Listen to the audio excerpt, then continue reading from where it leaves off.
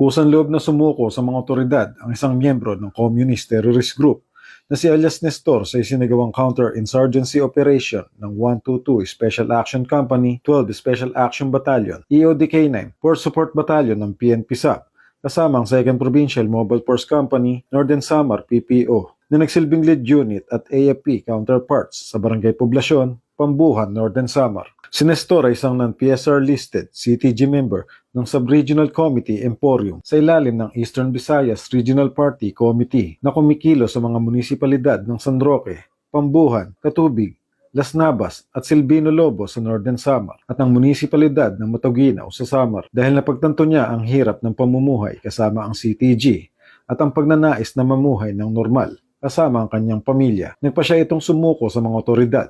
Sa kanyang pagsuko, isinurrender niya ang isang caliber 38 revolver at 6 na basyo ng bala. Nasa 2nd PMFC Northern Samar PPO na ang kustodiya ng sumuko at armas na kanyang isinuko para sa dokumentasyon, tamang disposisyon at pagpapatala sa Enhanced Comprehensive Local Integration Program ng gobyerno. At mula dito sa headquarters sa Port Santo Domingo, Santa Rosa City, Laguna, ang tahanan ng inyong tagaligtas. Ako ang inyong PNN Correspondent, Police Corporal Juan Paulo S. Lansangan, alagad ng batas, tagataguyod ng Balitang Pulis.